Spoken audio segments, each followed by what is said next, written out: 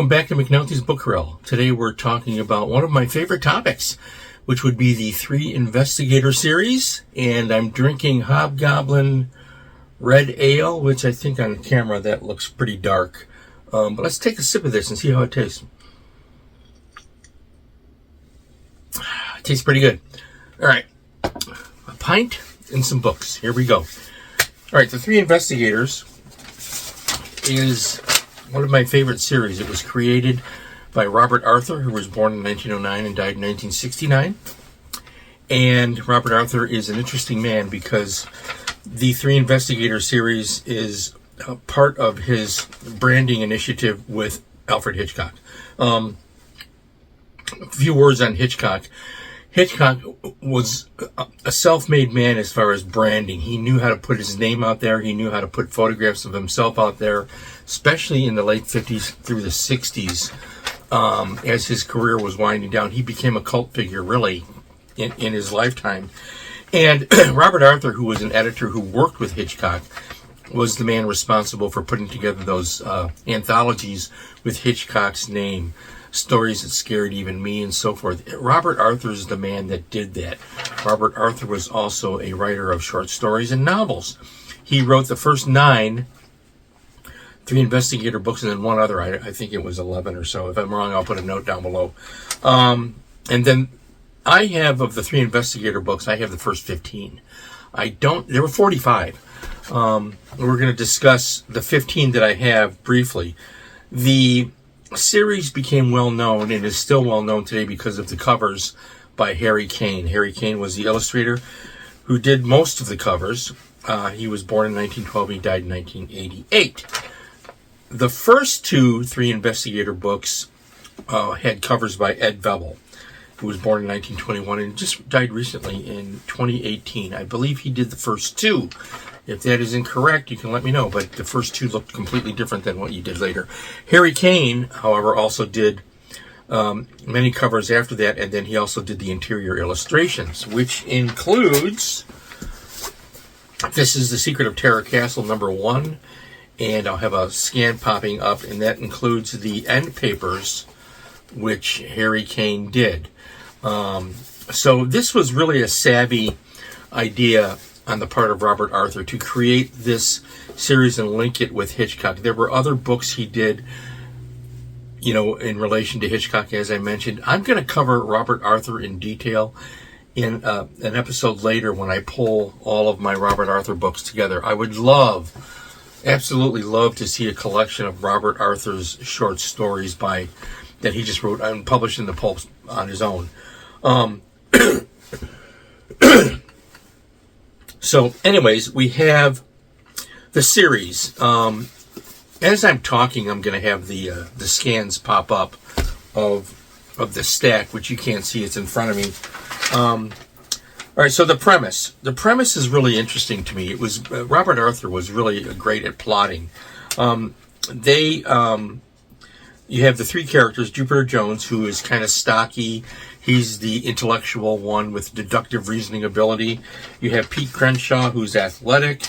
He loves animals. And then you have Bob Andrews, who's studious. He wears glasses, works in a library. By the way, the Bob Andrews character doesn't always appear with glasses on the covers. Trivia. Okay, so that's the setup. And they have a clubhouse, a secret clubhouse, which is in a junkyard. It's in a house trailer that's buried and surrounded by junk. The premise is absolutely brilliant and so much fun. You got 3 kids. This is really a golden era for boys literature. It was the 60s, 50s, and 60s. It was always evident in the 20s and 30s and 40s, but I think it really blossomed in the 50s and 60s. And Robert Arthur was really tuned in to what young boys liked. In my neighborhood, we had clubhouses. We had forts. Our fathers built them in the backyard. We had secret codes to get in. We had names for our groups. The Merry Men of Dundee or whatever, we could come up with. And so on. So Robert Arthur was really tuned in to what young boys were like and what they wanted to read. And I was in, man. I started reading these probably about 67. This first appeared in 64, the first one. So we have the characters, we have the clubhouse, we have a mystery that needs to be solved. We have this camaraderie with boys, which is never talked about today that I see in young adult fiction. The three boys were intelligent. They were capable of handling themselves in a professional, proper manner. It was really fun. And of course, in these early ones, they had Hitchcock. Hitchcock plays a role in this and sets it up at the beginning and end for the series. Later on, of course, when the leasing agreements ended, Hitchcock's name was removed from the series and other things happened. I'm not an expert on this stuff, but I know that for me, these 15 were the ones. Now, other writers worked on the series besides Robert Arthur. After 9, I think he did 9 and 11. I'll look that up. Like I said, obviously many other writers worked on the series. It might still be active and being published in Germany, where it's really popular. Linked down below on this episode, I'm going to have the website related to the three investigators for you to investigate the three investigators and check them out, and see if you can find a connection with them. I certainly did. I mean, the books are wonderful. Hobgoblin Red Ale, a pint in many books. Okay, so interestingly enough, because I started reading these in about 67 or so, the series premiered in 64. These early ones I have are not true first editions, and you can tell that website I told you to look at, you can tell by what's on the back. Obviously, there were many. This goes up to The Mystery of the Nervous Lion, so this is a later printing that I bought about 67 or so. Maybe even later, maybe it was 68, I'm not sure. I think it was 67. Anyways, once I started reading the series, it became a staple for me. The cover artwork by Harry Kane, and we need to talk about that, in the illustrations really went far in making this series accessible and exciting for readers. You can judge a book by its cover. When the cover artwork is so well done, you get this magnificent stuff. One of my favorites is The Mystery of the Moaning Cave, which is number 10 here, and it was a good story too. Just fantastic artwork. Again, the scan's coming up. So I just love this series. I really love it. And I hung on to these 15. I hung on to the 15. So what happened? Why did I stop reading them after 15? When you're an avid fan, you know when something's going on. So after Robert Arthur stopped writing them and other writers took off, and I'm not diminishing the effort of these writers, but I could tell as some of the later books, you get 13, 14, 15, those last 3 that I have, I knew it was someone different. Instinctively, I didn't have to be told. And I don't even know if those are credited to other writers. I haven't looked at the later ones in a long time. So let's look at number 15, The Mystery of the Flaming Footprints, and see what it says. It says based on characters created by Robert Arthur. So there you have your first clue that Robert Arthur didn't write this. So that's the type of thing that, it wasn't quite clicking with me, even though they were well done. Now, I don't regret reading this series or keeping them. In fact, I kept them for a reason, and that's because they struck a chord with me. I love these books. I still love them. I love the stories. I love, especially the Robert Arthur, volumes. To me, those are the best. But the whole series was good. But by the late 60s, I was changing. But this was really a golden age for young boys reading, because you had the 3 investigators, you had obviously the Hardy Boys, you had Brains Benton, and you had the Power Boys, and you had all of those scholastic books that in paperback that were coming out at that period that were sold through schools, which were young adult, what we call today young adult, or preteen, or whatever they were, young readers books, and they were great. So it was a golden age for me to involve myself in it. But by the late 60s, I'm reading Arthur Conan Doyle, Mickey Spillane, and Ian Fleming. So anyways, that's my connection to the three investigators. Well worth your time. I don't know what's in print. I think there's a lot on Amazon. I glanced at Amazon and I saw a lot going on there. I don't know, after the 15, I don't really know what's going on, except that different writers took it off. It took off. There were some copyright things. You can learn about what's happening with the series today on the website I linked below. And so here's a tip of the hat and a cheers to the three investigators in Robert Arthur and Harry Kane, in memory of them. Now, this is the part I've been waiting to tell you. I have, to end this episode, I have an Alfred Hitchcock anecdote. I was a huge Alfred Hitchcock fan. Three Investigators, everything Hitchcock put out. The books, I still have them. Robert Arthur, Hitchcock, the whole thing, it was just fantastic. So, in 1969, about the time that The Flaming Footprints came out, or maybe a little earlier than this, I wrote to Alfred Hitchcock and I received a reply. Now, the letter was from his secretary, and it has not survived.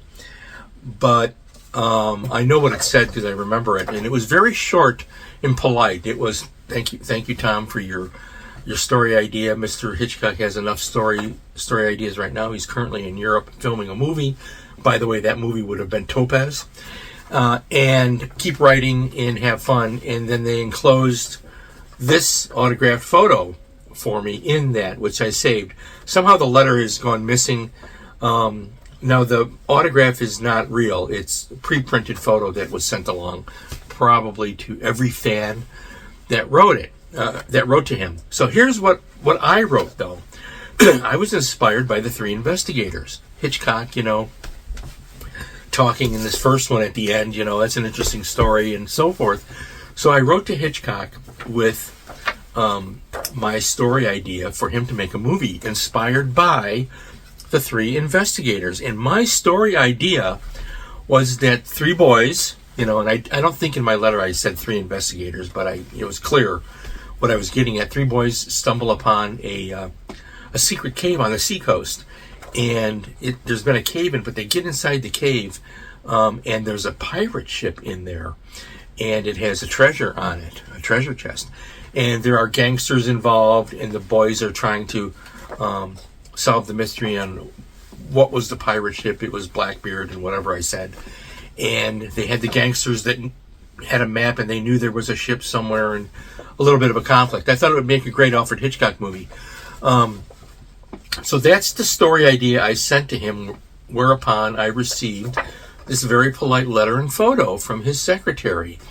And flash forward to the 80s, and my wife and I go into a movie theater to see a movie called Goonies. You're familiar with that, I'm sure. And, of course, there's a pirate ship and there's a treasure. Now, let me make this clear. I had nothing to do with the film. The writers and producers on that film had nothing to do with me. Alfred Hitchcock's secretary is the only one that ever heard that plot idea from me, and it went nowhere. But it was so polite. Her response was so polite. It's a pre-printed thing she sent me. I still saved the picture. So what I like about this story is I like the fact that they responded in a very polite and professional manner and gave me something for my effort. I got the letter and I got the photo of Hitchcock, which, for years was propped up on my dresser. And it was nice. It was nice to be acknowledged, for that. Now, can you imagine doing something like that today? You can't, because you're going to get letters from lawyers saying, don't ever send us your story idea again. We only deal with professionals. They really demean you. And I have one from Steven Spielberg's lawyer from the 80s, from the mid-80s. I have a letter from them, and it's the rudest letter. I saved that one. That one I know is in my files, in my filing cabinet somewhere. It's the rudest letter I've ever received. How dare you? Type of tone, just really brutal. And I always think about that experience compared to this experience, compared to these great books. And this is a great experience for me in my memory. Spielberg was taken down a notch in my estimation because of that letter I received. Totally.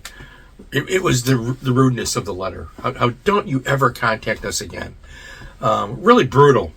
So the world has changed. Time has turned over a new leaf, and it's a negative one. We live in a culture today that promotes negativity over positive things. So for me, you want positive stuff. Okay, let's have some positive stuff. All right, let's have the Three Investigators. Let's have a look back at Alfred Hitchcock and Robert Arthur and Harry Kane, and enjoy those books. Go back and go out and find them. Look at the website down below and see if you can, find links to. Or I think there's a link to buy some. So fun material. Again, positivity over negativity is always the solution.